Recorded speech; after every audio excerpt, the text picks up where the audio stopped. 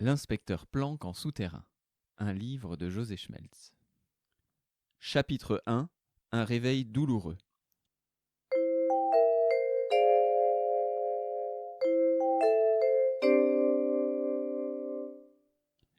Cela faisait déjà 10 minutes que Marion tambourinait à la porte de Malik, dans un petit immeuble situé rue des Pierres Plantées, dans le centre de Lyon, à 50 mètres de la montée de la Grande Côte, une rue toute en pente et en escalier.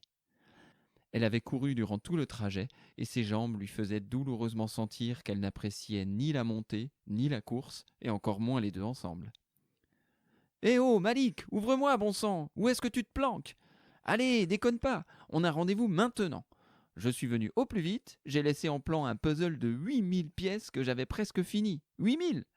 Alors j'espère que tu ne m'as pas posé de lapin. » Marion commençait à avoir mal à la main à force de cogner sur l'épais battant de bois massif. À tout hasard, elle actionna la poignée, peut-être la porte n'était-elle pas fermée à clé. Coup de chance, la poignée s'abaissa sans un bruit. Marion pouvait entrer. « Bon, attention, j'entre dans ton appartement. Tant pis pour toi si tu sors de ta douche tout nu ou en caleçon Winnie l'ourson. » Mais ce ne fut pas un ami sortant de la douche qu'elle trouva là, plutôt un ami inconscient, étendu à même le sol. « Ah, Malik, qu'est-ce qui t'arrive? Malik, t'es pas mort quand même, tu dors !» lui hurla-t-elle à l'oreille. « Hein? Quoi? Bah non, enfin oui, t'es bête ou quoi? Et d'abord, qu'est-ce que tu fais chez moi?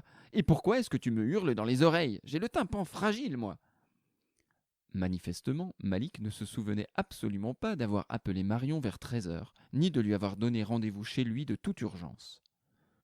Hein? Quoi? Oh, je ne sais plus trop si je t'ai appelé, moi. Je ne me souviens de rien pour cette journée, sauf de mon petit déjeuner, pain d'épices et tapenade, entre autres. Et peut-être d'avoir répondu à quelques mails, ou pas, et... Oh! Oh, vain Dieu! Regarde ça! On m'a volé mon vieil ordinateur. Il était là, juste ici, et là, il est plus. Marion n'en revenait pas. Moi, j'arrive à 14 heures précises. Je te trouve évanoui au milieu du salon, et toi, tu n'es pas capable de m'expliquer quoi que ce soit. Tu ne me cacherais pas quelque chose, des fois, non? Malik, lui non plus, ne comprenait rien. D'une part, il ne se souvenait pas comment il avait pu se retrouver allongé dans son salon avec un si gros mal de tête, et d'autre part, il lui semblait étrange qu'on veuille voler un ordinateur qui n'avait plus aucune valeur. Un portable de plus de 5 ans. Vous savez bien, les fabricants s'arrangent pour que les ordinateurs tombent en panne ou pour qu'ils soient dépassés au bout de 2 ans, afin qu'on en achète un autre au plus vite.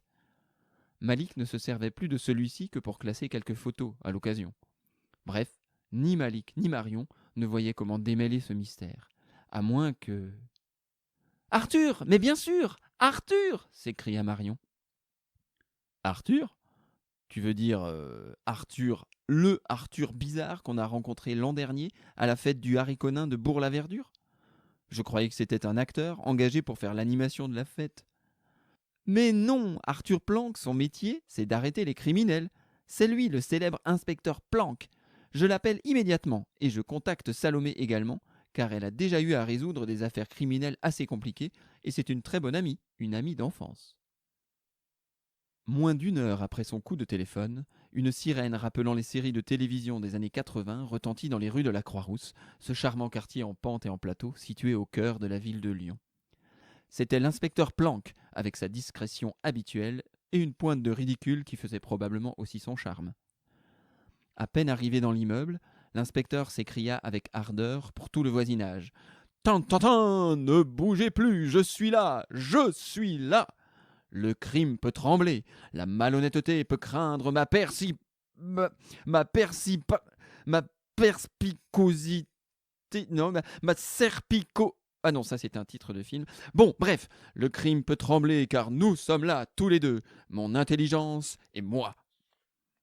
L'inspecteur Planck n'avait cependant pas encore serré la main de Malik, qu'il glissait sur la dernière marche de l'escalier pour s'étaler de tout son long sur le paillasson. Fort heureusement, ledit paillasson avait été nettoyé la veille, suite à une manifestation de propriétaires de chiens en colère contre une nouvelle loi interdisant le dépôt de crottes sur les trottoirs. Bizarre quand même, ces gens qui laissent des crottes partout. Ça doit être vraiment dégoûtant chez eux. Mais ne nous éloignons pas trop de notre sujet. Drôle d'inspecteur, pensa Malik. Marion doit savoir ce qu'elle fait, ne nous fions pas aux apparences. C'est probablement un sacré cerveau, ce gars-là, tellement au-dessus de nous qu'il semble un peu venir d'une autre planète. C'est souvent comme ça, les génies. Arthur Planck, du haut de son paillasson, envoya discrètement un petit message à Salomé pour lui dire de se dépêcher. Il était certes très fort pour les inspections et les enquêtes, mais la dernière fois, pour l'affaire du gaz de truffe, dans le village de Bourg-la-Verdure, il ne serait pas arrivé sans son aide précieuse.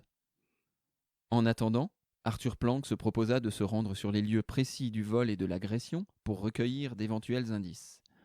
Accompagné de Malik et Marion, il commença à rassembler quelques cheveux repérés sur la moquette, à saupoudrer différentes surfaces d'une poudre censée révéler les empreintes digitales, à soulever tel ou tel meuble, quand Marion tenta de l'interrompre. « Pardonnez-moi, mais ne... » « N'ayez aucune inquiétude, répondit Planck sans même tourner la tête. Je maîtrise la situation, et grâce à ces empreintes et à l'ADN des cheveux ramassés, nous allons coincer le coupable. Marion retenta sa chance. Oui, mais ne vaudrait-il pas mieux... Et d'ailleurs, coupa l'inspecteur, je connais la procédure par cœur pour les cas de crime. J'ai encore relu le manuel ce matin. Certes, insista Marion. Et pourtant, que penseriez-vous de... Planck n'écoutait absolument pas et continuait à parler, très sûr de lui. Le manuel du parfait enquêteur précise d'ailleurs que la première chose à faire avant de chercher des indices ou de toucher à la scène de crime est de... c'est trop bête, je ne m'en souviens pas. Il faut d'abord... Mettre des gants osa Marion. Oui, c'est ça, et... Oh non, caramba, j'ai encore oublié. Je vais le noter dans mon carnet. La prochaine fois, commencez par les gants. Merci, madame. Le téléphone de Marion sonna à temps pour éviter un grand moment de gêne à tout le monde. C'était Salomé, qui arriverait chez Malik dans la demi-heure suivante. Depuis le début de l'année, elle suivait des études d'infirmière à Lyon et habitait un petit studio dans le quartier de la Guillotière, à 15 minutes en trottinette de l'appartement de Malik. À son arrivée, sans sirène et tout en discrétion, Marion fit les présentations rapidement, en omettant l'inspecteur, que chacun connaissait plus ou moins maintenant. Malik, je te présente Salomé, une amie de longue date. On faisait de l'escalade ensemble au lycée, même si à l'époque, on était plus des copines que des amies, n'est-ce pas, Salomé ? Ajouta-t-elle avec un clin d'œil complice à son ami. Salomé, voici Malik, un bon ami à moi. Pas depuis longtemps, mais, comme disait Racine, la valeur n'attend point le nombre des années. Et je crois que cela s'applique aussi à l'amitié.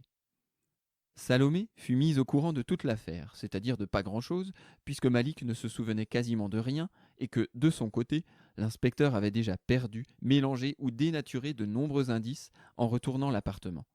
Il restait peu de chances d'y puiser des informations entièrement fiables. Arthur Planck se mit hors de portée d'oreille de Malik et Marion pour glisser discrètement à Salomé que c'était une affaire compliquée et que ça commençait assez mal. Son ami lui sourit amicalement pour le rassurer et engagea la discussion avec tout le groupe au sujet des derniers événements et de ce qu'on pouvait maintenant faire pour éclaircir la situation. Pas très sûr de lui, l'inspecteur resta discret. Il se contenta d'écouter la conversation et de poser quelques questions banales. Mais il se souvint tout de même que la poudre pour relever les empreintes n'était plus vraiment utilisée en premier lieu et qu'on pouvait employer des moyens plus modernes et électroniques, par exemple avec le téléphone portable hors de prix qu'il trimbalait dans son imperméable trop large. Malik, toujours prêt à rendre service et à montrer qu'il en connaissait un rayon sur Internet et le numérique, lui promit de l'aider à télécharger une petite application adéquate et très facile d'utilisation. À part Salomé, chacun se demandait intérieurement si cette équipe d'amateurs serait bien efficace, et s'il ne vaudrait pas mieux appeler directement la vraie police lyonnaise.